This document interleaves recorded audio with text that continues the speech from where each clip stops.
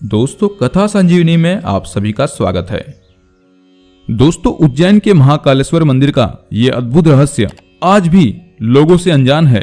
उज्जैनी में चंद्रसेन नाम का राजा राज किया करता था। वह भगवान शिव का बहुत बड़ा भक्त था। शिवगणों में मणिभद्र नामक गण उसका मित्र था। एक बार मणिभद्र ने राजा चंद्रसेन को बहुत ही अद्भुत चिंतामणि प्रदान की। चंद्रसेन ने उसे अपने गले में पहन लिया। पहनने के बाद प्रभामंडल तो जगमगा उठा, साथ ही दूर देशों में उसकी यश कीर्ति बढ़ने लगी। उस मणि को प्राप्त करने की आशा दूसरे देशों के राजा भी रखते थे, इसलिए उस मणि को प्राप्त करने के लिए इन राजाओं ने प्रयास करना शुरू कर दिया। कुछ राजाओं ने उस मणि को प्राप्त करने की मांग करी तो कुछ ने विनती की, लेकिन वो राजा की अत्यंत प्रिय वस्तु थी, इसलिए राजा ने वह मणि किसी को भी देना जरूरी नहीं समझा। अंत में उन पर मणि आकांक्षी राजाओं ने आक्रमण कर दिया। इसी कारण से चंद्रसेन भगवान महाकाल के चरणों में जाकर ध्यान मग्न हो गए। जब चंद्रसेन ध्यान मग्न था, उस समय एक गोपी अपने छोटे बालक के साथ दर्शन हेतु मंदिर में आई। बालक की उम्र मात्र 5 वर्ष थी और गोपी विधवा थी।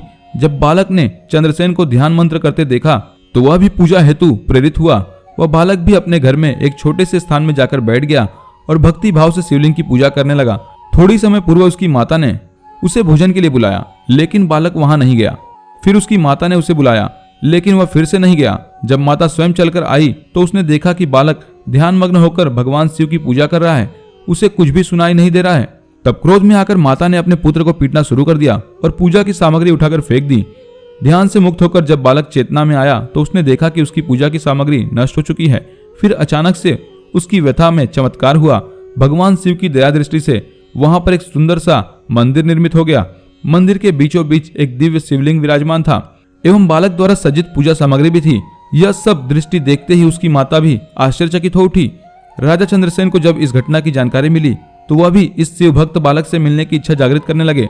अन्य राजा जो इस मणि के लिए युद्ध पर उतारू थे, वह भी उस बालक को देखने वहां पहुंचे। सभी राजाओं ने मिलकर चंद्रसेन राजा से क्षमा मांगी और सब मिलकर महाकाल की पूजा अर्चना करने लगे।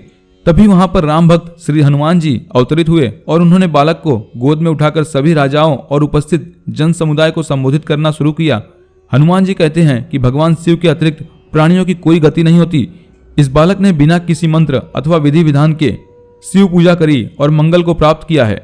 यह शिव का परम भक्त समस्त समाज की कीर्ति बढ़ाने वाला है और इस लोक में यह अत्यंत सुख को प्राप्त करने वाला होगा। इसी के वंश का 8वां पुरुष महायशस्वी नंद होगा, जिसके पुत्र के रूप में स्वयं नारायण कृष्ण नाम से प्रतिष्ठित होंगे। लोग कहते हैं कि भगवान शिव तभी से उज्जैनी में स्वयं विराजमान हैं। हमारे प्राचीन ग्रंथों में महाकाल यानी शिव भगवान जी की असीम महिमा का विस्तार से वर्णन किया है। तो दोस्तों, उम्मीद करते हैं कि महाकालेश्वर की यह अद्भुत जानकारी आपको जरूर पसंद आई हो। तो वीडियो को लाइक और ज्यादा से ज्यादा शेयर भी अवश्य करें और इसी के साथ कथा संजीवनी इस चैनल को सब्सक्राइब कर घंटी के बटन को भी अवश्य दबाएं। तो दोस्तों, मिलते हैं अगले किसी बेहतरीन कहानी के साथ। तब तक के लिए आप सभी का धन्यवाद।